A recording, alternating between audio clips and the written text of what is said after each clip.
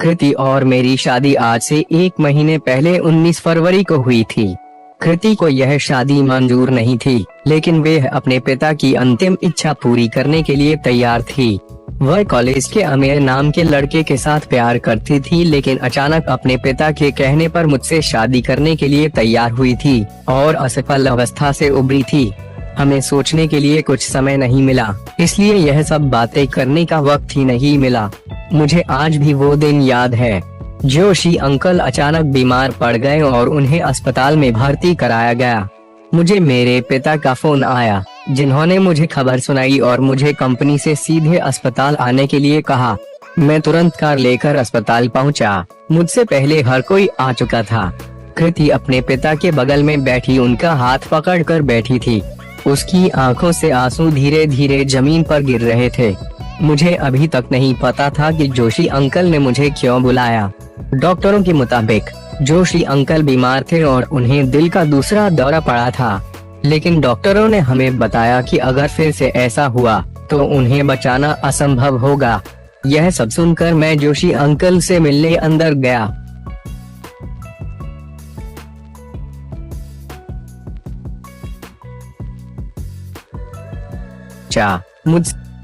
डॉक्टरों के मुताबिक जोशी अंकल बीमार थे और उन्हें दिल का दूसरा दौरा पड़ा था, लेकिन डॉक्टरों ने हमें बताया कि अगर फिर से ऐसा हुआ तो उन्हें बचाना असंभव होगा।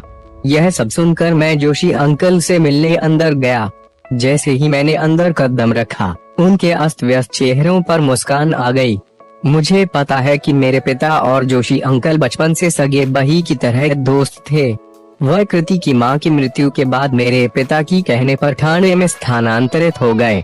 कृति की मां के अचानक चले जाने से उन्हें पहला दिल का दौरा पड़ा। मैं यह जानता था क्योंकि उसके बाद ही कृति और मैं परिचित हो गए। हम तब से दोस्त हैं। भर्ती होने के बाद कई दिनों तक वे अस्पताल में भर्ती थे। उस दौरान कृति अकेली पड़ गई थी। तब कृति बहुत रोई तो कोई भी उसे संभाल नहीं पाया। आखिरकार मेरे पिता ने मुझे उसके साथ रहने के लिए कहा। उस दिन वह बहुत रो रही थी। मैं उसके ठीक बगल में बैठा था।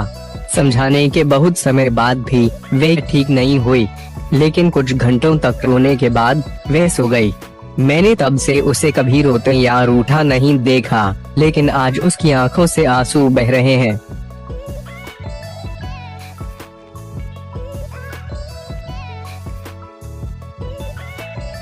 जोशी अंकल ने मुझे पास बुलाया। मैं उनके पास गया और खड़ा हो गया।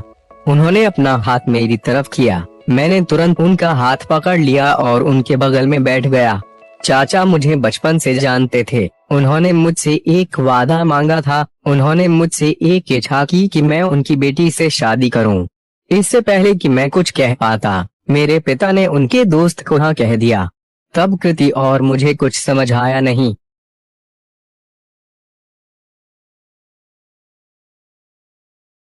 लेकिन उनके बारे में सोचते हुए हमें उनकी हाँ में हाँ मिलानी पड़ी।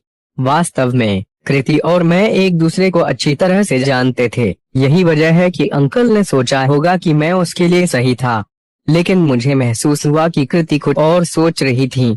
एक दिन जब मैंने उससे पूछा तो मैं उसके प्रेमी के बारे में मुझे पता चला।